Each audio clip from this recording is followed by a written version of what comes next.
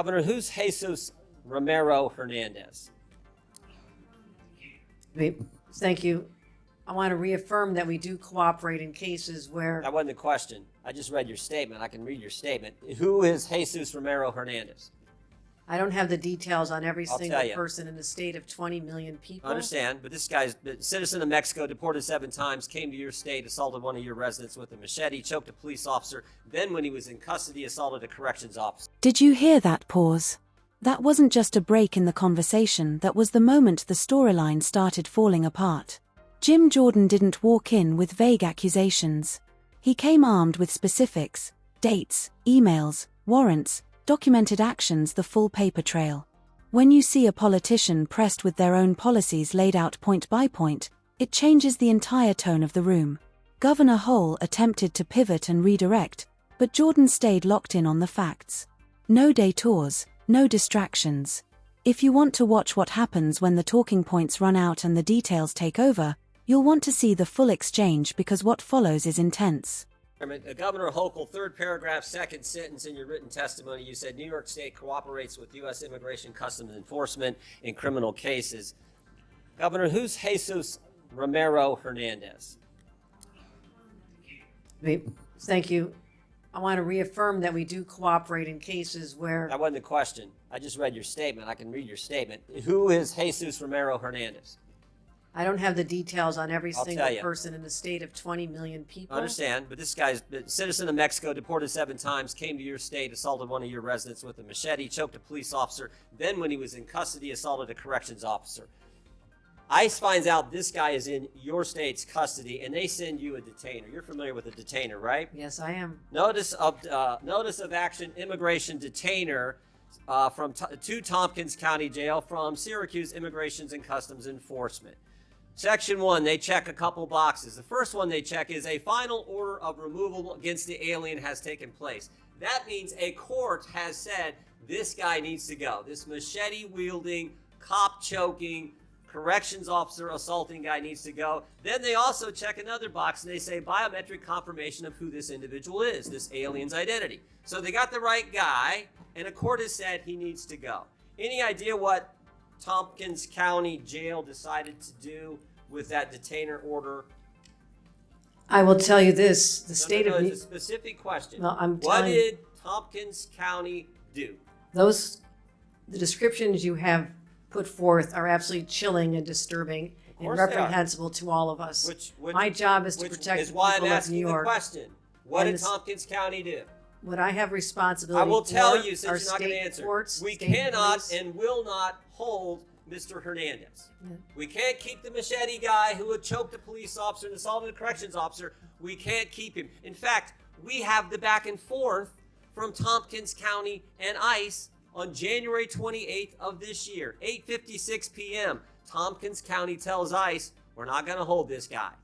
7 minutes later, ICE responds back, we will be there to take custody this evening. 24 minutes later, Thompson County reiterates, we're not going to have him. We're not going to turn him over. 10:45. ICE arrives at the jail. 1 hour and 18 minutes later, and guess what? Mr. Hernandez is not there. They couldn't wait 1 hour and 18 minutes for a guy who assaulted one of your residents with a machete, choked a police officer, and then when in custody, assaulted corrections officers. That is sanctuary policy in a nutshell, and that is what your state supports, and so do these other governors.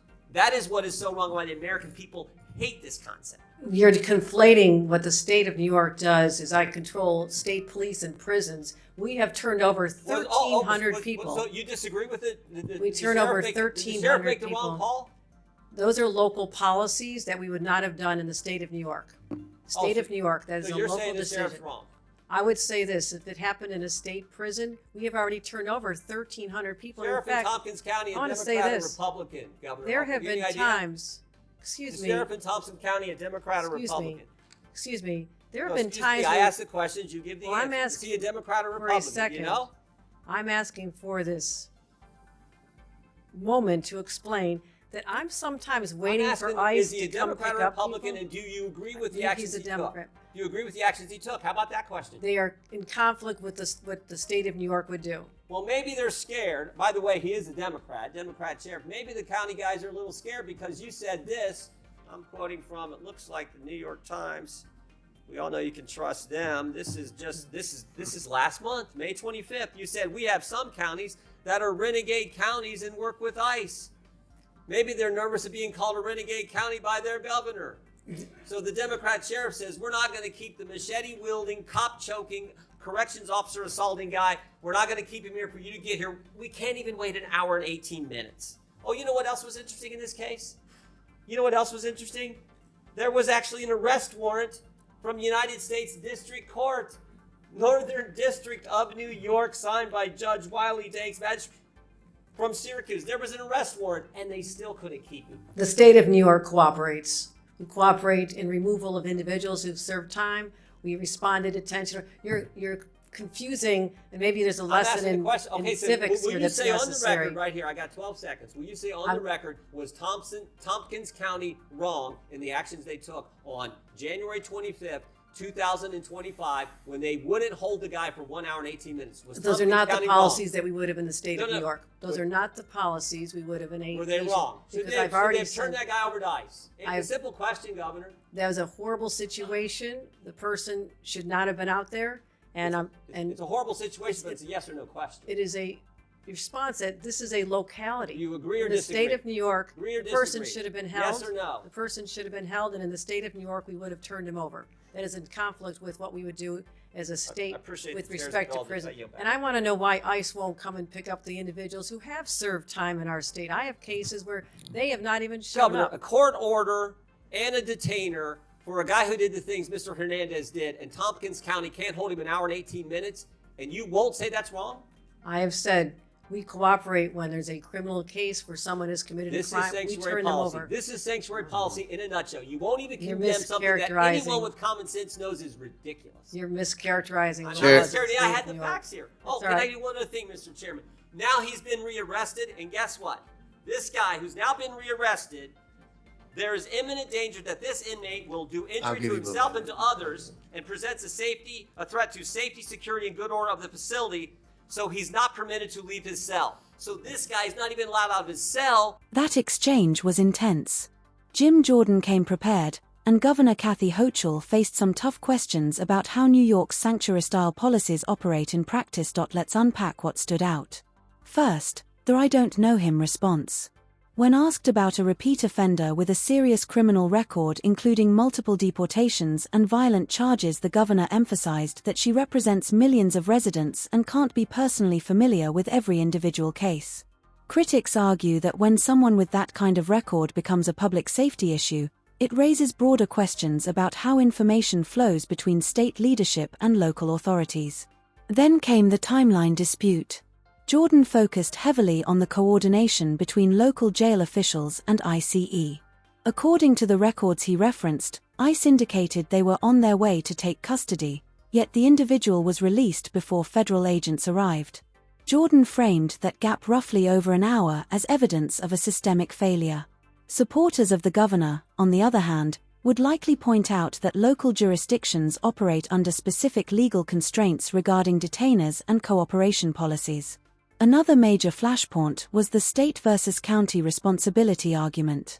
Hochul drew a distinction between state authority and local decision-making, noting that counties control their own jail operations. Jordan countered by citing her past comments criticizing counties that cooperate more closely with ICE, suggesting that political messaging from state leadership can influence local behavior. The broader debate here isn't just about one case, it's about how sanctuary policies balance public safety, federal immigration enforcement, and local autonomy.